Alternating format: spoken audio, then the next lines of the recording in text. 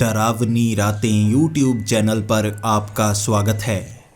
भूत प्रेत पिशाच और शैतानों की रोमांचक कहानियाँ आपको इस चैनल पर सुनने को मिलती हैं। अगर आपको ऐसी ही वीडियोस देखना पसंद है तो हमारे इस चैनल को सब्सक्राइब करना ना भूलें। तो हेडफोन लगा लें, कमरे की लाइट्स ऑफ कर लें, क्योंकि ये वक्त हो रहा है डरने का।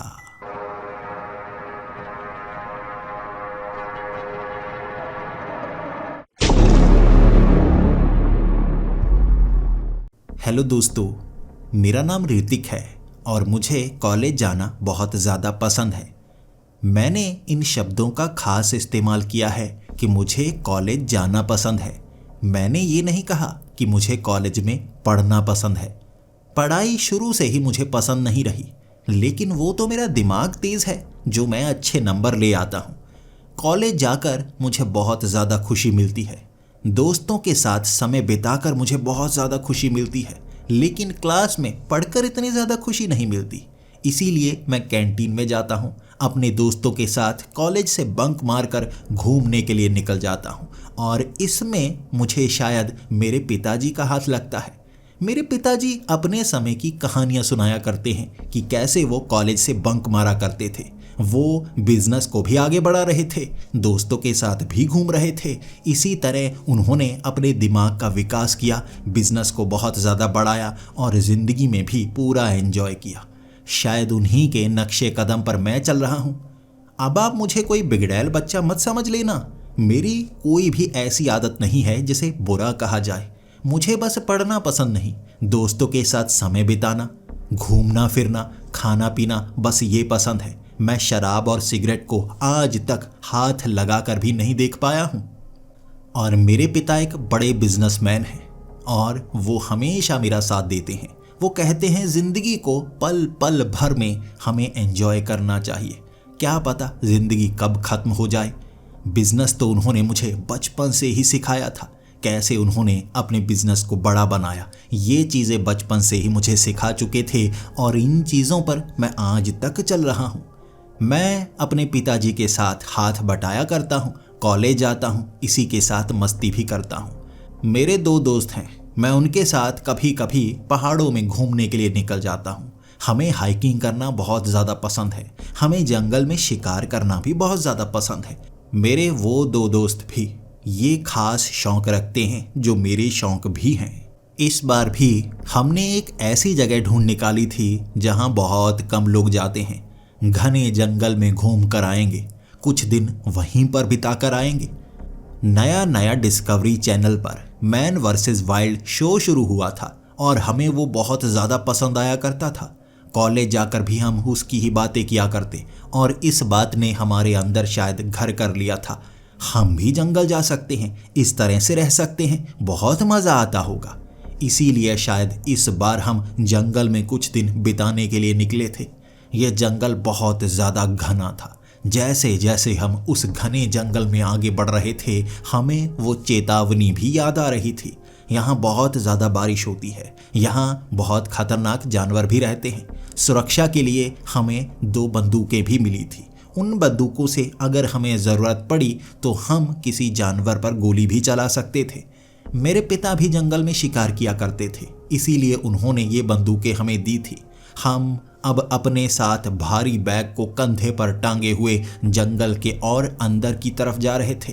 हमें पता तक नहीं था इस जंगल में हमें क्या क्या देखने को मिलेगा, लेकिन हम सोच रहे थे जैसे मैन वर्सेस वाइल्ड शो में बेयर ग्रिल्स करता है उसी तरह से हम करेंगे।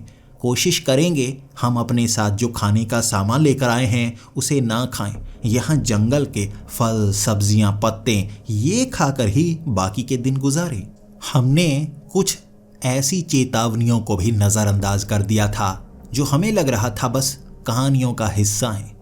जब हम इस जंगल के एक तरफ अंदर जाने के लिए बढ़ रहे थे, उस गांव के लोगों ने हमें चेतावनी दी थी। ये जंगल साधारण जंगल नहीं है। यहाँ रात के वक्त रहना बहुत भयानक हो सकता है। यहाँ पर ऐसे जीव देखे जाते हैं जिनके बारे में कोई नहीं जानता। भूतों की कहानियाँ, प्रेतों की कहानियाँ हमें वो पूरा दिन ऐसी ऐसी कहानियां सुनाई गई थी कि हमारा सर चकराने लगा था। मेरे दो दोस्त वो भी कहे जा रहे थे, क्या सच में यहाँ भूत प्रेत हैं? मैं उन्हें समझा रहा था, ऐसा नहीं होता, लोग तो डरपोक हैं, देहाती लोग हैं, कहानियां बनाते रहते हैं, कोई बात नहीं। बाकी बड़े जानवर हो सकते हैं, हो सकता है वो इंसानों पर हमला करते हों, उनसे ज़रूर बचना होगा। गांव वालों ने यह भी कहा था, जंगल के अंदर हमें कई घर देखने को मिलेंगे। जहां भी घर नजर आए घर से दूर निकलो, घर बहुत ज़्यादा खतरनाक होते हैं जंगल के। ये वो चेतावनियां थीं जो हमारे लिए हंसी का विषय बन गई थी। जैसे जैसे उन कहानियों, उन चेतावनियों के बारे में हम याद करते जा रहे थे, हंसते हंसते जंगल के अंदर बढ़ते जा रहे थे। घर डरावने कह रहे हैं ये देहाती लोग। जंगल में घर होते ही नहीं, अगर घर होते भी हैं वो तो सुरक्षा के लिए होते हैं ना। ऐसे घर के अंदर छिप जाओ, आराम से अपने दिन बिताओ, बहुत मज़ा आता होगा। ये बातें करते करते हम जब उस जंगल में आगे बढ़ते गए थे ना, ये लगभग सुबह के 10 से 11 बजे का समय होगा। हमने सोचा था सुबह सुबह निकल लेंगे, जंगल में कोई खास जगह ढूंढेंगे, अंधेरा होने से पहले वहाँ टेंट लगाएंगे, आराम से रहना शुरू कर देंगे। जानवर जो होंगे हमसे दूर रहेंगे क्योंकि हम आसपास आग जला लेंगे। कोई भी गलती हो ही नहीं सकती। बड़े आराम से दिन बिताकर यहाँ से निकलेंगे। आसपास कोई झरना मिल जाए तो और भी अच्छा, रोज़ झरने में नहाया करेंगे। ये सोचते सोचते आगे बढ़े थे। हमने ये सोचा तक नहीं था जंगल में बारिश भी हो सकती है और बारिश में आग जलाई नहीं जा सकती। जब कुछ बूंदाबांदी होना शुरू हो गई थी, मेरे साथी और मैं सोचने पर मजबूर हो गए थे, बारिश में क्या करेंगे? अगर हमारे टेंट के अंदर पानी आ गया तो गड़बड़ हो सकती है ना, सारा सामान गीला हो गया, फिर क्या करेंगे? उनके इन सवालों का जवाब मेरे पास नहीं था। मैं उन्हें ये कह रहा था, वो बेयर ग्रिल भी ऐसे पानी में रहता है ना, कोई गुफा बना लेंगे ना, उसमें सामान गाड़ देंगे। मेरे साथियों ने कहा, गुफा में तो पानी भर जाएगा ना। मैंने कहा, तो किसी पेड़ में छेद बना लेंगे, वहाँ सामान गाड़ देंगे। उन्होंने कहा, पेड़ इतने मोटे नहीं होते, इतना ज़्यादा सामान घुसेड़ नहीं पाएंगे। मैंने कहा, बार बार सवाल मत पूछो, जवाब तुम भी दो। उनके भी तो साथी होते हैं ना, उसी तरह हमारे साथी भी तुम हो, इसीलिए जवाब दो, अपना दिमाग भी लगाओ। ये बातें करते करते हम आगे बढ़ते जा रहे थे और यकीन कीजिए दोपहर का वक्त था। हमने सोचा था दोपहर में जंगल में पूरी तरह से रोशनी होती होगी, लेकिन नहीं। जब जंगल बहुत ज़्यादा घना हो, वहाँ पेड़ ऊपर छत बना देते हैं, अंधेरा सा हो जाता है। और इसी बीच अगर ऊपर बादल घिर आएं तो पूरी तरह से अंधेरा हो जाता है। हमने सोचा तक नहीं था इतनी तेज़ बारिश होगी, इतनी तेज़ बारिश होगी। यहाँ दलदल सी बन गई थी, मिट्टी में पांव धंसते जा रहे थे और उन झाड़ियों को हटाना और भी मुश्किल भरा। कई जगह पेड़ नीचे गिरे हुए थे, रास्ते पूरी तरह से बंद नजर आ रहे थे। इतना पता चल रहा था ये पगडंडियां हैं, लोग इन पगडंडियों का इस्तेमाल करके जंगल के अंदर आते होंगे, शायद हमारी तरह ही पिकनिक मनाने के लिए। लेकिन पेड़ इस तरह से गिरे हुए थे कि हम उन पेड़ों को पार नहीं कर पा रहे थे। कई जगह पर पगडंडी ऐसी जगह पर जाकर पहुंचती जहां बड़ी बड़ी नदी होती और नदी को पार किया नहीं जा सकता था, तो उस पगडंडी को छोड़ना पड़ता। हम धीरे धीरे भटकते जा रहे थे, लेकिन हमारे पास कंपास था, हमारे पास सैटेलाइट नेविगेशन वाला वो मोबाइल था। हम भटक ही नहीं सकते थे, फिर भी मुश्किलात का सामना ज़रूर करना पड़ता। बारिश इतनी ज़्यादा तेज़ थी, हमारा बुरा हाल हो चुका था और जंगल में ऐसे हालात बन गए थे जैसे बाढ़ आ गई हो।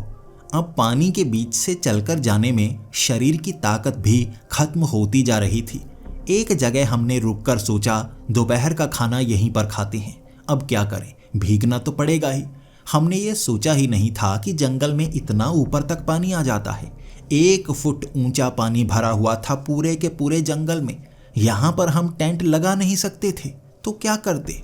हमें रुकना था, खाना खाना था, लेकिन ऐसी जगह बैग खोलते तो अंदर का सारा सामान भी गीला हो जाता।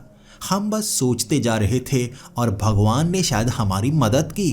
एक ऐसी गुफा सी नजर आई जो ज़्यादा गहरी नहीं थी, बड़ा सा पत्थर था उसमें जैसे छेद हुआ हो। जैसे ही भागकर हम वहां पहुंचे, कुछ पत्थर उसके नीचे थे जिस कारण पानी अंदर घुस नहीं पा रहा था। हम उस गुफा में पहुंचे और वहाँ पर अपने एक बैग को खोला, उससे सामान निकाला, आग जलाई और अंदर ही बैठकर आराम से खाना खाने लगे।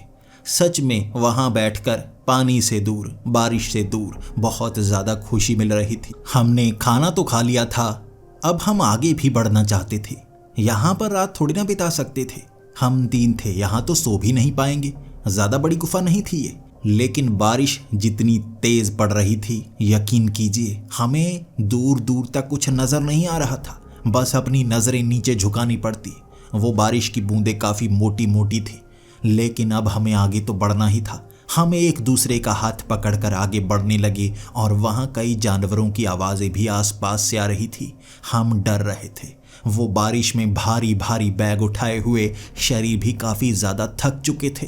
कभी ऐसा एक्सपीरियंस नहीं किया था हमने। इतनी बारिश में कभी इतना ज़्यादा चले ही नहीं थे, जहाँ कीचड़ आपकी टांगें पकड़ने की कोशिश कर रहा हो, आपकी रफ्तार को कम करने की कोशिश कर रहा हो। हम तीनों ने एक दूसरे का हाथ पकड़ा हुआ था। ऐसी जगह ढूंढ रहे थे जहाँ पेड़ बहुत ज़्यादा घने हों, वहाँ बारिश कम पड़ रही हो, या जगह ऊंची हो जहाँ पानी ना भरा हो। ये देखने के लिए हम आगे तो बढ़ रहे थे। एक पेड़ के पीछे से झांकता हुआ एक आदमी हमें डराने के लिए काफ़ी था। मेरे साथियों के साथ मेरी भी चीख निकली थी उसे देखकर। हम पेड़ के बहुत करीब थे। जैसे ही उसे देखा मेरा साथी तो पीछे भी गिर गया था। तभी वो आदमी पेड़ के पीछे से बाहर निकला, लेकिन वो हमसे बात नहीं कर रहा था, वहीं पर खड़ा हमारी तरफ देखे जा रहा था। उसने हरे रंग का बड़ा सा चोला पहना हुआ था और ये हरा रंग भी काफ़ी फेंट हुआ था, यानी कि हल्का हल्का हरा रंग। उसके शरीर पर वो पानी की बूंदें पड़ रही थी और उसके सारे कपड़े गीले थे, फिर भी उसकी आंखें हमारी तरफ गड़ी हुई। मैंने दूर से उससे पूछा था, भाई साहब, यहाँ कोई जगह है जहाँ पर कैंप लगाया जा सकता है? बारिश बहुत ज़्यादा तेज़ है, काफ़ी ज़्यादा मुश्किल हो रही है। उसने हमारे सवाल का कोई जवाब नहीं दिया था, बस हमारी तरफ देखे जा रहा था। एक तो बारिश इतनी तेज़ थी, ध्यान से उसका चेहरा देखा भी नहीं जा सकता था, लेकिन हमें लगा हमें आगे बढ़ना होगा। शायद वो हमें पसंद नहीं कर रहा, उसका कोई ख़ास पिकनिक स्पॉट होगा जहाँ वो किसी को आने नहीं देना चाहता होगा, या हो सकता है यहाँ वो रहता हो काफ़ी ज़्यादा समय के लिए। हम आगे की तरफ बढ़ने लगे। वो आदमी बस हमें पीछे से घूरता जा रहा था। जिस तरह से वो घूर रहा था, हमें डराने के लिए काफ़ी था।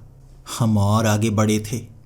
बीच बीच में बारिश थोड़ी कम होती, लेकिन उसके बाद जब तेज़ होती, पहले से भी ज़्यादा तेज़ हो जाती।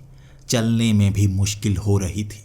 हमारे हाथ में बड़ी बड़ी तलवारों जैसे चाकू थे, उससे झाड़ियों को काटते जा रहे थे, लेकिन बीच बीच में हमारे जूते जब कीचड़ में फंस जाते, ऐसा लगता ये तेज़ धार चाकू गलती से हमारे शरीर में ना घुस जाए। हम एक दूसरे का हाथ पकड़े पकड़े एक पेड़ के आगे से गुजर रहे थे। साथ में हमें एक नदी भी नजर आई और अचानक हमारी आंखें खुली की खुली रह गई जब उस नदी के बिल्कुल बीच में एक आदमी खड़ा था। उसके कंधों से ज़रा नीचे नदी बह रही थी और उसका सर पानी से बाहर था। खुली हुई उसकी आंखें और उसने सर पर एक टोपी पहन रखी थी।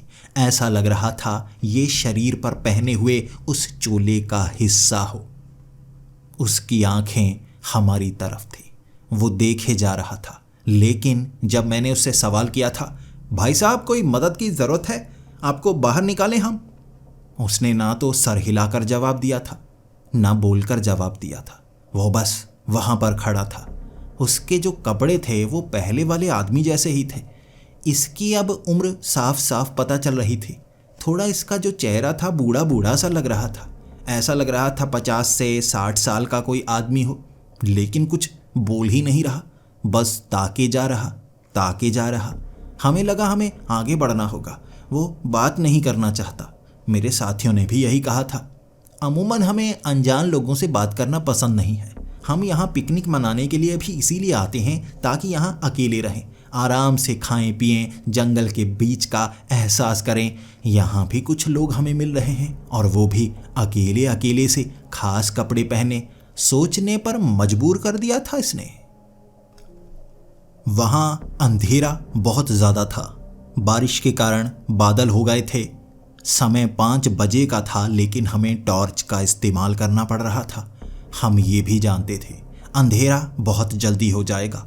जितनी दूर हम जाना चाहते थे उतनी दूर हम जा नहीं पाए थे।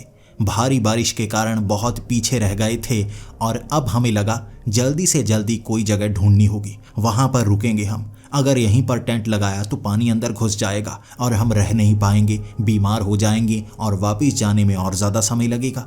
कहाँ जाएं हम? लेकिन जैसे ही एक छोटी सी पहाड़ी पर हम चढ़ रहे थे, हमें हमारा पीछा करता हुआ एक आदमी नजर आया। हरे रंग का वैसा ही चोला उसने पहन रखा था और पीछे से कदमों की आवाज़ आ रही थी। हमें लगा पीछे कोई है। जब हमारा ध्यान गया तो कोई छिप छिप कर हमारा पीछा कर रहा था। उसका कद 6 फुट से 6.5 फुट का होगा। वो हट्टा कट्टा भी था। हम थोड़ा डर भी रहे थे, जंगल में कोई लुटेरे या चोर तो नहीं जिसने हमें देख लिया। अब उसके जो कपड़े थे हरे रंग के थे। एक पतले से पेड़ के पीछे वो छिपा हुआ साफ दिख रहा था, हमसे छिपने की कोशिश कर रहा है। हम जान गए कोई हमारा पीछा कर रहा है। हम तेजी से आगे बढ़ने लगे और वो हमारा पीछा करता ही जा रहा था। एक बार जब हम उस पहाड़ी के दूसरी तरफ थे, हमें लगा उसे पता है हम कहाँ पर रुकने वाले हैं। यहाँ नहीं रुक सकते, उससे पीछा छुड़ाना होगा। आगे कहीं रुकते हैं, इससे तो बहुत ज़्यादा खतरा हो सकता है। पहले मैंने सोचा था उससे बात करूं, लेकिन उसके जब कपड़े देख लिए थे ना मैंने, कोई जवाब नहीं देता ये कपड़े पहने हुए। इसीलिए मैंने ये डिसीज़न लिया था हम आगे बढ़ेंगे। वो पेड़ों के पीछे छिप रहा। हम तेज़ी से भागने की कोशिश कर रहे, जानबूझकर ऐसी झाड़ियों के बीच छिप रहे जहाँ से उसे पता ना चले हम कहाँ पर हैं। हम उस पहाड़ी से बड़ी तेज़ी से नीचे की तरफ उतरने लगे। तब मैंने ध्यान दिया उस आदमी के हाथ में कुछ था। जो भी चीज़ वो थी वो थोड़ी थोड़ी चमकदार थी। जब हम पीछे की ओर वो टॉर्च की रोशनी मारते ना, हाथ में कुछ चमकता। मुझे लग रहा था ये तेज धार कोई चाकू है जो हाथ में लेकर वो हमारा पीछा कर रहा है। मैंने अपने साथियों को ये बता दिया था, दोस्तों तेज़ी से चलो, मुझे लगता है ये हम पर हमला भी कर सकता है। जल्दी से निकलो और हाथ में वो चाकू ले लो, कहीं वो हम पर हमला करे ना, सब मिलकर हमला करेंगे। हमने भी प्लान बनाया हुआ था। हम डरे हुए थे, लेकिन जब पहाड़ी से हम नीचे उतर गए ना, पीछा करने वाला वो अकेला नहीं था। 3 और लोग अलग अलग पेड़ों के पीछे से निकलकर हमारा पीछा कर रहे। इस चीज़ ने घबराहट बढ़ा दी थी। हर किसी ने हरे रंग का वो चोला पहना हुआ। एक ऊपर से कड़कड़ाती बिजली हमें डरा कर रखती थी। बार बार हम पीछे मुड़कर देखते, वो हमारा पीछा करते जा रहे थे और उनकी संख्या बढ़ चुकी थी। हरा चोला पहने हुए, जैसे वो टोपी अपनी आंखों के सामने किए हुए आगे बढ़ रहे थे ताकि हम उनका चेहरा ना देख पाएं। हमने उनके हाथ ज़रूर देख लिए थे। वो चाकू लेकर हमें मारने की जैसे कोशिश कर रहे हों। हमने भागना शुरू कर दिया था। आगे हमने देखा कि वहाँ कीचड़ थोड़ा कम था। शायद वो ऊंचा इलाका था, पानी नीचे की तरफ बह गया होगा। अब जो बारिश थी वो भी थोड़ी कम हो गई थी। हम आगे की तरफ भागते गए। उन्हें चकमा देने के लिए कई बार झाड़ियों के पीछे छिप जाते, कई बार पेड़ के पीछे छिप जाते। हमें ये पता था भारी बैग लेकर हम भाग नहीं सकते। मैंने अपने साथियों को कहा था, हमें इन 3 बैग में 2 बैग छोड़ने होंगे। देखो, मुझे लगता है जान का खतरा हो सकता है। इनसे बात करने में कोई फ़ायदा नहीं होगा। हाथ में चाकू है, ये हमें मार देंगे। इनसे लड़ नहीं पाएंगे, इनकी संख्या ज़्यादा है। 2 बैग यहीं पर छोड़ देते हैं। खाने वाला बैग और बाकी रहने वाला सामान वो इस बैग में है ना। मेरे वाला बैग सा पकड़ो, आगे की तरफ बढ़ते हैं। उन दोनों ने अपने अपने बैग नीचे छोड़ दिए थे। उसके बाद मेरे वाला वो बैग पकड़कर हम तीनों बड़ी तेज़ी से भागने लगे। अब उनसे बहुत दूर निकल आए थे और एक ऐसी जगह हम पहुँचे, सामने लकड़ी का घर नज़र आया। 2 मंजिला बड़ा सा घर, जैसे कोई हवेली हो। उसे देखते ही हमारी आंखें चमक गई थी, क्योंकि अब बारिश फिर से बहुत ज़्यादा तेज़ हो गई थी। लेकिन वो जो घर था ना, वो ज़मीन से 2-3 फुट ऊंचा था। वहाँ पानी घुसने वाला नहीं था। आराम से सीढ़ियाँ चढ़कर जब हमने उस दरवाजे को खोला था, वो दरवाज़ा खुला हुआ ही था, लेकिन नया था। शायद यहाँ कोई रहता होगा। मैंने अपने साथियों को कहा था, मेरे दोस्तों ने भी यही कहा था, चलो चलो अंदर, जो भी होगा बता देंगे उसे, हमें खतरा है। हम उस घर के अंदर गए थे और अंदर से कुंडा लगा लिया था। अंदर से हम आवाज़ें लगा रहे, है कोई यहाँ पर? देखिए देखिए, हम कोई चोर नहीं है, हम अंदर इसलिए घुसे हैं, कोई हमारा पीछा कर रहा है, हम थोड़े डरे हुए हैं। किसी ने कोई जवाब नहीं दिया था। तभी मेरे दोस्त ने कुछ शब्द कहे थे, ये उनका घर तो नहीं। जब ये शब्द उसके मुंह से निकले थे ना, मेरी सांस रुक गई थी। वहां घर के अंदर पूरी तरह से शांति थी। बारिश की आवाज बाहर से आ रही थी और अंदर हम चुपचाप बस इधर उधर झांक रहे, कहीं उनका साथी घर के अंदर ना हो। वो कौन है, क्या करते हैं, लोगों को मारते तो नहीं? कई सवाल थे हमारे दिमाग में और उसका जवाब शायद आगे मिलने वाला था। हम उसके बाद अलग अलग कमरों में जाने लगे, देखने लगे घर के अंदर कोई है या नहीं। तभी मेरे साथी ने हल्की सी आवाज में कहा, यहाँ आओ, जल्दी करो, यहाँ आओ। हम भागकर उसके पास गए। जैसे ही हम उसके पास पहुंचे, उसने खिड़की की तरफ इशारा किया था। एक पर्दे को थोड़ा साइड में करके वो मुझे दिखा रहा था, देखो बाहर। हमने बाहर झांका। बाहर 5 लोग थे। वो हरे रंग के चोले को पहने हुए और एक जगह खड़े वो घर की तरफ घूरे जा रहे थे। मेरा वो साथी रोने लगा था। उन्हें पता है हम घर के अंदर हैं। वो हमें मार देंगे। उनके पास चाबी होगी ना घर के अंदर आने की। मैंने कहा, डर क्यों रहा है, हम साथ में हैं ना, और मैंने अंदर से कुंडा लगाया है, चाबी से दरवाज़ा नहीं खुलेगा। डरने की कोई बात नहीं। उन्हें कौन सा पता है कि हम इस तरफ आए हैं? उन्हें लग रहा होगा हम आगे निकल गए। ज़रूरी नहीं है कि यहीं पर हैं हम। मेरे दूसरे साथी ने कहा था, ध्यान से देखो उनकी आंखों की तरफ, कैसे दरवाजे की तरफ देखे जा रहे हैं। और बारिश रुकने का नाम क्यों नहीं ले रही? यहाँ तो ऐसा लग रहा है बारिश एक बार शुरू हो गई कभी खत्म होगी ही नहीं। जैसे ही डरकर मैंने पाँव पीछे रखा था, पैर से आवाज आई थी, सामान हिलने की। ऐसा लग रहा था पैर के नीचे कुछ है। हमने पहले नीचे की तरफ टॉर्च मारकर फर्श की तरफ देखा ही नहीं था। जैसे ही मैंने नीचे टॉर्च मारी, नीचे ढेर सारी चाबियां पड़ी थी। इतनी सारी चाबियां, कम से कम 50-60 चाबियां उस कमरे में पड़ी थी। और चाबियों को देखते देखते हम अलग अलग कमरों में गए। हर तरफ चाबियां ही चाबियां। आखिर ये चाबियां किस दरवाजे की हैं? सारी चाबियां अलग अलग ही थीं। ध्यान से पकड़ कर देखी मैंने, लेकिन ये तक पता नहीं था कि कौन सी चाबी किस ताले की है। बस देखते ही रहे। वो ऊपरी मंजिल पर भी चाबियां ही चाबियां पड़ी थी। मैंने अपने दोस्तों को बस ये कहना शुरू कर दिया था, हम सुबह इस चाबियों के घर से निकल जाएंगे। मेरे दोस्त ने भी कहा था, कैसा चाबियों वाला घर है। और जब हमने ऊपर जाकर खिड़की से बाहर झांका था, वो आदमी वहाँ से जा चुके थे। वहाँ 3 तरफ खिड़कियाँ थी। हमने तीनों तरफ झांक कर देखा था, वो लोग वहाँ मौजूद थे ही नहीं, वहाँ से कहीं दूर जा चुके थे। तब जाकर हमारा डर खत्म हुआ था। फिर भी मन में एक सवाल ज़रूर था, अगर वो यहाँ से कहीं गए हैं, उन्हें ये तो पता होगा हम यहाँ भटक रहे हैं। ढूंढने की कोशिश तो वो अब भी कर रहे होंगे। और जंगल के बीच में ये घर बना हुआ है। ये किसका घर है? जिसका भी है, साफ सुथरा है। इसका मतलब वो यहाँ पर आता भी होगा। हमें डर इसी चीज़ का था कि उन लोगों का ये घर ना हो। कुछ देर हम खिड़कियों से बाहर झांकते रहे, एक दूसरे से बात करते रहे। फिर हमने एक कमरे में जाकर अपना वो बैग खोला। खिड़कियां चेक कर ली थी हमने, सारे दरवाजे चेक कर लिए थे हमने। हम ये जान चुके थे घर के अंदर आने का और कोई रास्ता नहीं है, सिर्फ एक दरवाजे वाला रास्ता है। और ये लकड़ी का दरवाज़ा भी काफ़ी मोटा है, इतनी आसानी से तोड़ा नहीं जा सकता। अंदर से हमने फट्टा भी फंसा दिया था। एक भारी टेबल पड़ा था जिसे आगे कर दिया ताकि कोई दरवाजे को अंदर की तरफ खोल ही ना पाए। हमने बैग खोला, उसके बाद खाना खाया। मेरे एक साथी ने कहा था, यहाँ आग नहीं जला सकते, ये पूरा का पूरा घर लकड़ी का बना हुआ है, फर्श भी लकड़ी का ही है। यहाँ गलती से आग लग गई ना, हमारा अंदर ही भुनकर टिक्का बन जाएगा। हम पहली बार आज रात हंसे थे। ज़रा सी मुस्कुराहट सबके चेहरे पर आई थी। इतना ज़्यादा डरा दिया था हमें उन हरे कपड़े वालों ने।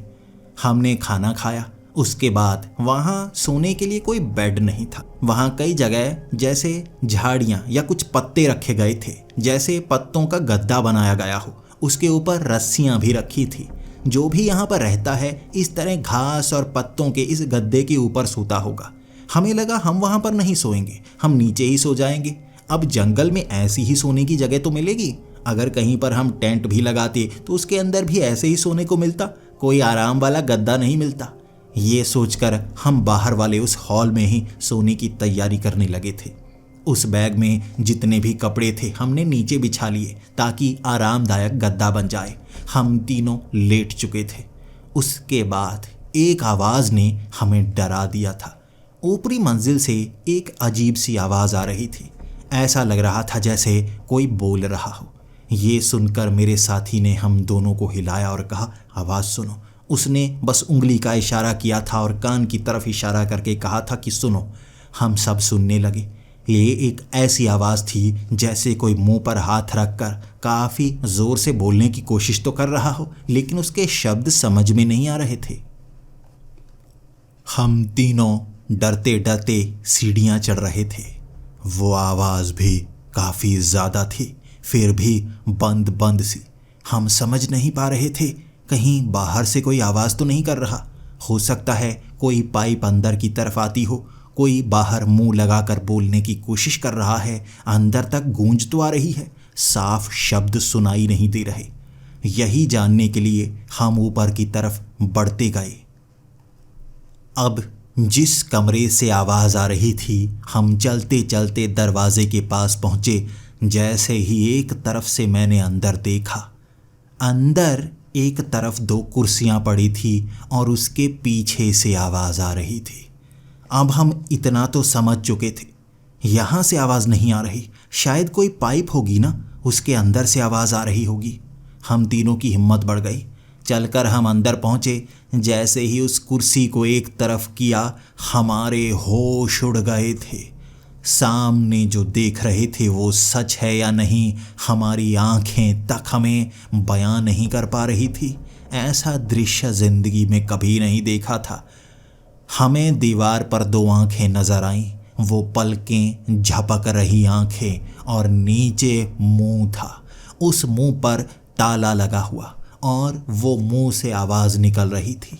वो होंठ हिल रहे थे लेकिन ताले के कारण पूरा खुल नहीं पा रहे थे। वो आंखें, वो मुंह पूरी तरह से असली थे, जैसे कोई जादुई शक्ति से कोई इंसान दीवार में समा गया हो। बस आंखें और मुंह ही बचे थे। ये देखकर हम चीखते हुए नीचे आए थे और दरवाजे के पास पहुंचकर हमने खुद को रोका था। जैसे ही मेरा दोस्त दरवाज़ा खोलने वाला था, मैंने उसका हाथ पकड़ा और कहा, रुको रुको, ये जो हमने देखा है, मान रहा हूँ काफ़ी डरावना है, लेकिन जो बाहर है वो और भी खतरनाक हो सकता है। बाहर निकलने से पहले एक बार खिड़की से देखना होगा कोई बाहर मौजूद तो नहीं। मेरे दोस्त ने बात मान ली थी। हम पहले एक खिड़की के पास गए, पर्दे को ज़रा सा एक तरफ किया हमने। उसके बाद हम बाहर देखने की कोशिश कर रहे, लेकिन बाहर काफ़ी ज़्यादा अंधेरा था। अब उस खिड़की से हमने बाहर की तरफ टॉर्च मारी। वो दरवाजे से लगभग 20 से 25 फुट की दूरी पर 5 लोग खड़े थे, दरवाजे की तरफ ताक रहे। ऐसा लग रहा था वो इंतज़ार कर रहे हों कि कब हम बाहर निकले, हाथ में बड़े बड़े चाकू लिए हमें काटने को तैयार। ये देखकर हमारी सांसें रुक गई थी। ऐसा लग रहा था पीछे खाई और आगे कुआं हो, हम किसी भी दिशा में जाएं मौत पक्की। तब मैंने अपने साथियों को कहा, ये घर भूतिया हो सकता है, लेकिन बाहर कातिल हैं, कातिल, वो हमें मारने की कोशिश करेंगे। वो मुंह नज़र आया, आंखें नज़र आई ना। मान लो फिल्मों में ऐसा होता है ना, किसी घर में भूत होता है, हमें बस रात गुजारनी है। डरने की कोई बात नहीं, डरने की कोई बात नहीं। खुद को संभालो, सब खुद को संभालो। मेरा एक दोस्त कह रहा था, घर से बाहर तो निकलना होगा। भले ही वो बाहर हैं, हमें कोई तरीका तो ढूंढना होगा ना बाहर निकलने का। मैंने कहा, हाँ, तरीका तो ढूंढना होगा, लेकिन क्या करें, कैसे निकले। मेरे उस साथी ने कहा था, हम अपना बैग छोड़कर भागेंगे, इतनी तेज भागेंगे वो हमें पकड़ नहीं पाएंगे। मैंने कहा, पहले वो छिप छिप कर पीछा कर रहे थे, इसीलिए करीब नहीं आ पाए। इस बार हमारे पीछे भागे ना तो हमें आसानी से पकड़ सकते हैं। क्या करेंगे तब? बारिश भी अब कम हो चुकी थी, दूर दूर तक साफ नजर आ रहा था और वो आवाज़ें सुनकर पीछा कर रहे हैं। हाथ में कोई टॉर्च तक नहीं है, फिर भी हमारे पीछे आते जा रहे थे। पकड़ लेंगे हमको। मेरे दोस्त अपने सर को पकड़कर दीवार से मारने पर मजबूर हो गए थे। ऐसा लग रहा था जैसे कोई रास्ता बचा ही ना हो। फिर हमने खुद को समझाया, रात ही तो गुजारनी है, अभी 10:30 बजे का ही तो वक्त हुआ है, संभालेंगे खुद को, संभालेंगे। ये कहकर वहीं खिड़की के पास नीचे बैठ गए थे हम। तभी एक आवाज़ ने हमें फिर से चौंका दिया। एक और आवाज़ आ रही थी, बिल्कुल वैसी जैसी ऊपर से पहले आवाज़ आ रही, वैसी एक और आवाज़, और 2 आवाज़ें बार बार रुक रुक कर आ रही। एक में भारी आवाज़, एक में हल्की आवाज़। मेरे दोस्त ने कहा था, अब ये क्या है? ये कोई अंदर तो नहीं आ गया? मैंने कहा, नहीं, अंदर तो आने का कोई रास्ता भी नहीं है। उसने कहा, एक और मुंह आ गया क्या? ये कैसा घर है? यहाँ क्या क्या देखने को मिल रहा है? मैंने कहा, डरने की बात नहीं, चलो इकट्ठे रहते हैं। जो फिल्मों में भूत होते हैं अकेले अकेले को नुकसान पहुंचाते हैं, हम अकेले होंगे ही नहीं। जो करेंगे साथ करेंगे। पकड़ो हाथ एक दूसरे का। हम तीनों ने एक दूसरे का हाथ पकड़ लिया था। सीढ़ियां चढ़कर हम ऊपर गए थे। वो कुर्सियों के पीछे मुंह और वो आंखें, वो पलकें झपकी जा रही थी और वो मुंह से कोई आवाज़ नहीं आ रही थी। आवाज़ तो दूसरे कमरे से आ रही थी। जब हम वहाँ पर पहुँचे, एक अलमारी की साइड में बिल्कुल वैसी आंखें लेकिन थोड़ी बड़ी, एक पतला सा मुंह जैसे किसी लड़की का हो, होठों पर लिपस्टिक भी लगी हुई थी और मुंह पर ताला। शब्द निकल नहीं रहे थे, बोलने की कोशिश जैसे वो भी कर रहे थे होंठ। हम डर कर फिर से नीचे आ गए। इस बार चीख निकल गई थी। फिर से हम खिड़की के पास आकर बैठ गए। हम एक दूसरे की तरफ देख रहे थे, करें तो करें क्या। लेकिन मैंने कहा, कोई बात नहीं, अब हम ऊपर नहीं जाएंगे। जब मैंने ये कहा था, एक अजीब सिसकती हुई आवाज़ ने हमें डरा दिया था। मेरी बगल से वो आवाज़ आई थी।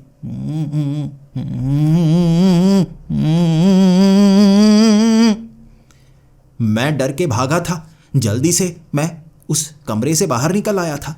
मेरे साथी भी मेरे पीछे। टॉर्च हमने वहीं पर गिरा दी थी और वो टॉर्च किस्मत से उसी तरफ दिखा रही थी जहां वो सिले हुए होंठ ताले से बंद और आंखें दिख रही थीं। नीचे भी वैसा मुंह आ गया था, वैसी ही आंखें आ गई थी और ऐसा लग रहा था जैसे ये सिसकने की आवाज़ हमें डरा रही हो। हम भागकर बाहर वाले दरवाजे के पास खड़े हो गए थे। हम ये जान गए थे ये घर कोई साधारण घर नहीं है, कुछ तो भूतिया हरकतें होती हैं यहाँ पर। यहाँ वो आंखें और मुंह नज़र आते हैं, वो भी दीवारों से निकले हुए। अब क्या करें हम? उसके बाद मेरे एक दोस्त के पास टॉर्च थी। हमने एक खिड़की से बाहर देखा। हम दूर दूर तक वो टॉर्च की रोशनी मारते रहे थे, लेकिन कहीं भी वो लोग नज़र नहीं आए, हरे हरे चोले पहने हुए। एक खिड़की से जब हमने देखा, दूर वाले उन पेड़ों के पास वो झांक रहे थे। बारिश ना के बराबर हो रही थी, कीचड़ बहुत ज़्यादा हो चुका था और वो भी जैसे काफ़ी दूर जा चुके थे। मेरे उस दोस्त ने कहा था, बाहर निकलकर भागे भागे, यहाँ से भागने की कोशिश करते हैं ना, एक बार भाग जाएं, इस भूतिया घर से भी दूर निकल जाएंगे। उस आदमी से, वो जो भीड़ बनाकर आते हैं ना, उनसे भी दूर निकल जाएंगे। क्या चलें बाहर? मैंने कहा था, नहीं, मुझे लगता है वो बाहर निकलेंगे, पकड़ लेंगे। अब मेरे साथी मुझ पर दबाव बना रहे थे। मैंने उनसे कहा, अपना सामान लेकर चले या खाली हाथ ही भागें? उन्होंने कहा, सामान तो छोड़ना पड़ेगा, तभी उनसे दूर निकल पाएंगे। अब तैयारी पूरी थी, लेकिन हमें 2 टॉर्च चाहिए थी। दूसरी टॉर्च उस कमरे में थी जहाँ पर वो आंखें और मुंह नज़र आया था। कहीं यहाँ ऐसे मुंह हर जगह तो नहीं, जब समय आता है अपने आप जैसे आवाज़ निकालना शुरू कर देते हैं। जब हम एक टॉर्च को लेकर उस कमरे में गए थे ना, जो दृश्य नजर आया था वो हैरानीजनक था। उस कमरे में कुल 15 से 20 मुंह होंगे, आंखें ही आंखें, और वो मुंह ताले लगे हुए। वो आवाज़ कमरे से गूंज रही थी कई लोगों की।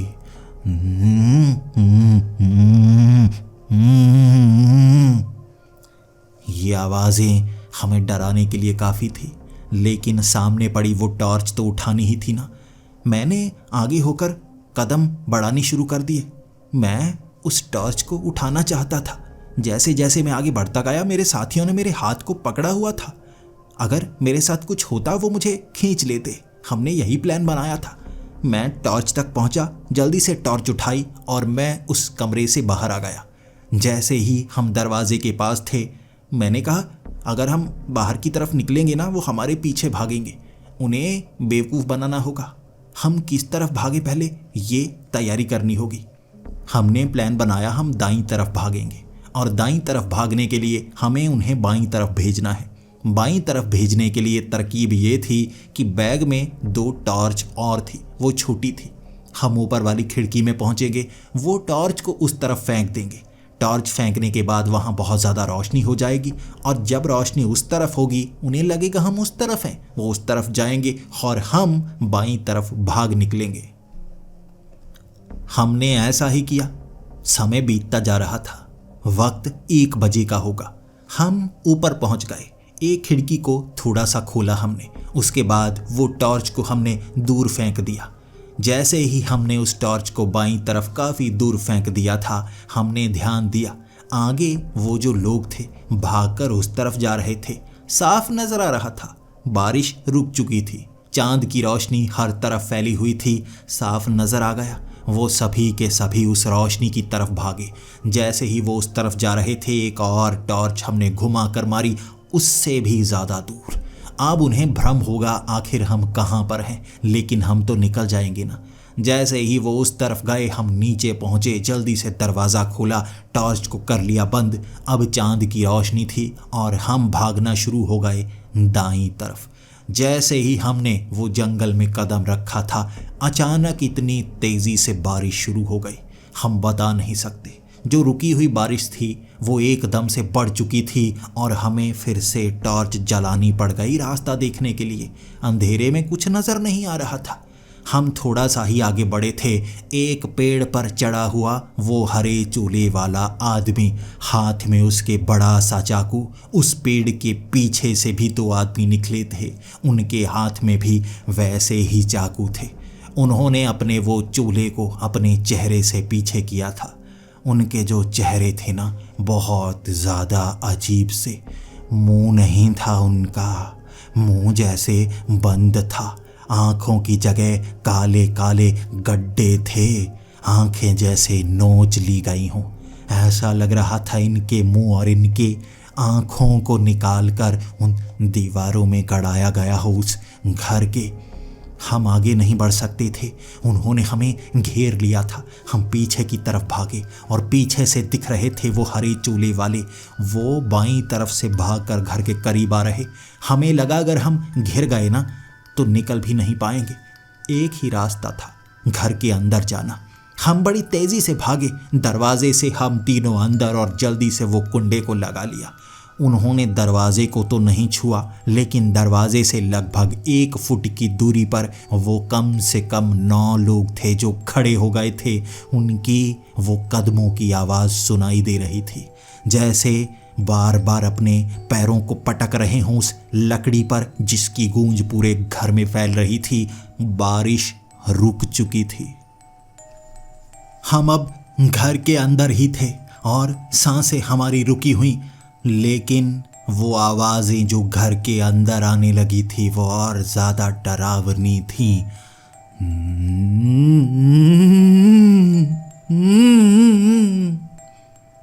चारों तरफ से गूंज रही वो आवाज़ें। हमारी हिम्मत नहीं पड़ रही थी वो टॉर्च की रोशनी पीछे मारने की, लेकिन आवाज़ें इतनी ज़्यादा डरावनी थी। जैसे ही हमने टॉर्च पीछे की तरफ की थी, वहाँ नजर आई थी चारों तरफ आंखें ही आंखें। वो मुंह ताले लगे हुए हर दीवार पर थे वो, और हम डर कर जिस कमरे में जाते वहाँ मुंह और आंखें नजर आती, वो पलकें झपक रही होती। हर दीवार पर वैसा ही था। ये कैसा भूतिया घर था जो हमें डराने के लिए ऐसा दृश्य दिखा रहा था। लेकिन घर के बाहर वो चाकू लिए आदमी हरे हरे चोले को पहने हुए, हम समझ ही नहीं पा रहे थे यहाँ से बचें तो बचें कैसे। हमारे पास शायद एक ही रास्ता था, रात तो यहाँ पर गुजारनी ही होगी। यहाँ रात गुजारेंगे, उसके बाद दिन के वक्त ही कुछ किया जा सकता है। कब तक इंतज़ार करेंगे? वो खाने का सामान हमारे पास तो है ना, हम यहाँ खाते रहेंगे। जहाँ हमें लगा मौका मिलेगा अगले दिन भाग जाएंगे। हम तीनों ने इस पर सहमति बना ली थी। एक चीज़ का सामना हमें करना ही था।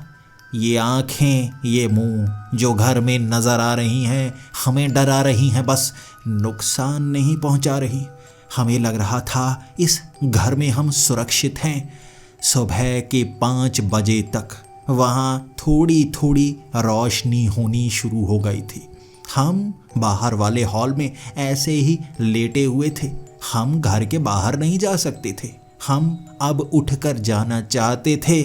शरीर जकड़ गया। मेरा शरीर हिल नहीं पा रहा था। मैंने अपने साथियों को भी देखा था, मेरे साथी भी हिलने की कोशिश कर रहे। मेरे एक दोस्त ने कहा था, उठा नहीं जा रहा। मैंने कहा था, मैं भी उठने की कोशिश कर रहा हूँ। मेरे मुंह को क्या हुआ? मेरे मुंह को क्या हुआ? ऐसा लग रहा था जैसे मेरे मुंह को लकवा मार गया हो, मेरे शरीर को लकवा मार गया हो। हिल नहीं पा रहा था मैं, बिल्कुल हिल नहीं पा रहा था। और उसके बाद जो दिखना शुरू हुआ, ऐसा लगा जैसे कोई हमें घसीट कर दीवार पर लटका रहा हो, लेकिन शरीर तो नीचे ही था। आंखें थीं जो खिंच रही थीं, दीवार पर पहुंच गईं।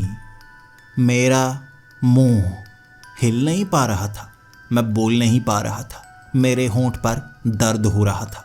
मैंने अपनी आंखों से नीचे देखने की कोशिश की तो मेरे होंठों पर ताला लग चुका था। मैं भी एक दीवार पर आंखें और मुंह बन गया था और चाबी इस होंठ से खिसकती हुई नीचे गिरी थी, बिल्कुल नीचे। और सामने हम तीनों के शरीर, बिना मुंह के, बिना आँखों के। उसके बाद जैसे कुछ समय मैंने कोशिश की, मेरे साथी कहाँ हैं? क्या मेरे साथी उठ सकते हैं? मैं बोलने की कोशिश कर रहा था लेकिन बोल नहीं पा रहा था, बस एक ही आवाज़, मैं कोशिश करता रहा, लेकिन मेरे साथी उसके आधे घंटे बाद हिले। मेरा शरीर भी अपने आप हिला था।